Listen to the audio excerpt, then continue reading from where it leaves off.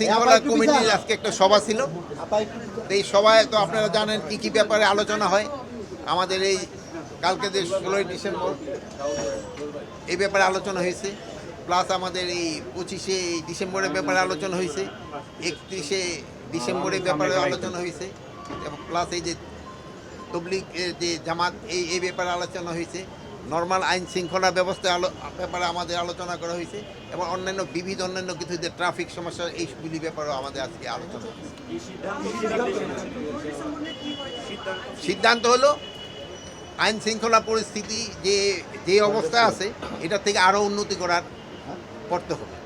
মাঠের অলরাউন্ডার আমি, আর ঘরের allrounder Tylox. Tylox toilet cleaner, clean মানেই টাইলক্স। এবং যে কোনো পরিস্থিতিতে আইন শৃঙ্খলা আরও উন্নতি করতে হবে, এবং এই যে 16ই ডিসেম্বর সবাই যেন ভালোভাবে উদযাপন করতে পারে এই ব্যবস্থা আমাদের করতে হবে। এটার জন্য আইন শৃঙ্খলা পরিস্থিতি এবং আইন শৃঙ্খলা রক্ষায় যারা দায়িত্ব তারা এই দায়িত্বটা ভালোভাবে যেন পালন করে।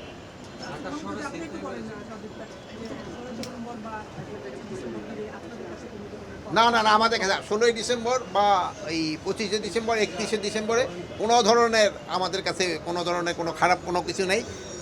অন্যান্যবারে যেভাবে হয়েছে এবারও এইভাবেই হয়ে যাবে।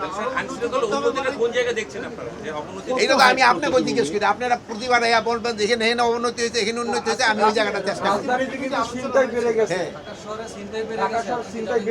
ঢাকা শহরে একটু ছিনতাই বেড়ে গেছে, এই জন্য আমরা পুলিশের ইনস্ট্রাকশন দিয়েছি শেষ সাথে সাধারণত ছিনতাইটা হয়, শেষ সাথে যেন পেট্রোলিংটা বাড়াই দেওয়া হয়, শেষ সাথেটা একটু বেশি হয়।